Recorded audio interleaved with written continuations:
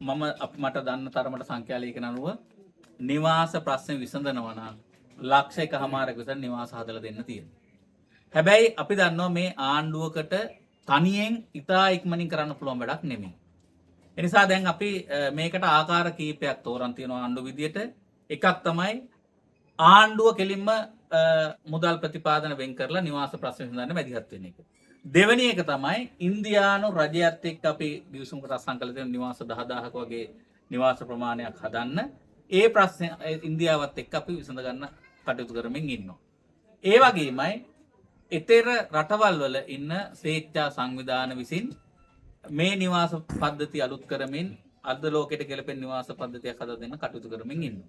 ඊට අමතරව ශ්‍රී ලාංකීය පුරවැසියෝ, ව්‍යාපාරිකයෝ, සංවිධානාත්මක මිනිස් බලයන් විසින් තවත් මුදල් ප්‍රතිපාදන දෙමින් නිවාස ප්‍රශ්න විසඳන්න කටයුතු කරමින් ඉන්නවා.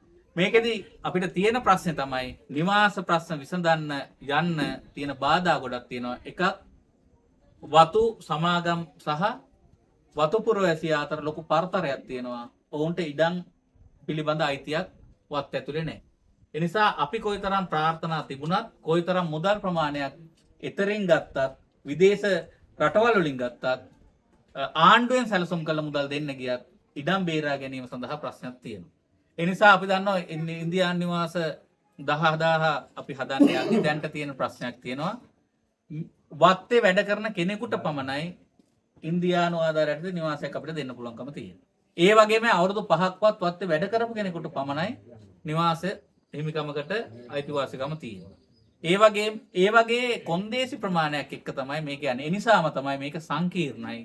නිවාස ප්‍රශ්න විසඳනවා කියනකොට ඒකත් එක්ක බැඳිලා තියෙන අනිකුත් ප්‍රශ්න පද්ධතියක් තියෙනවා. ඒ පද්ධතියම නිරාකරණය කරගන්න ආණ්ඩුවකට උනත් ඉතා කෙටි කාලීනව බැරි වෙනවා.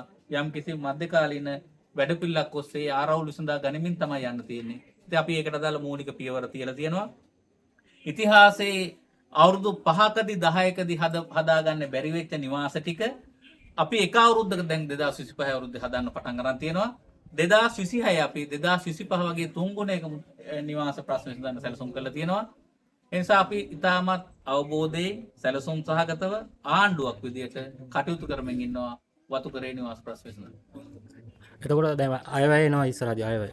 නිවාස ප්‍රශ්න වලට මොනවා හරි තියනවාද කොහොමද වතු කරේ ජනතාවට ඒක අයවෙන් මේ පාර කොහොමද දන්නේ වෙන්නේ පහසුකම්? අයවැය 7 වෙනිදා නේ අපි ජනාධිපතිතුමා හරහා පාර්ලිමේන්තුවේ එන්නේ. ඊට කලින් අයවැය රහස් සාමාන්‍යයෙන් එළිය කියන එකක් නැහැනේ. නමුත් අපි ඉඟියක් දෙන්නම්. ගිය අවුරුද්දට වඩා 3 ගුණයකට වඩා මුදල් ප්‍රමාණයක් මාර්ග වෙනුවෙන්, මූලික අවශ්‍යතාව වෙනුවෙන්, පානීය ජලය වෙනුවෙන් වෙන් කරලා තියෙනවා. ඔබට 7 වෙනිදා වෙනකම් බලා ගන්න පුළුවන් හවස වෙනකොට මේ ආණ්ඩුව ගිය වසරට වඩා කොපමණ මුදල් ප්‍රමාණයක් ජන ජීවිතවලට දෙන්න මේ අර්බුද විසඳන්න කටයුතු කරමින් ඉන්නවා.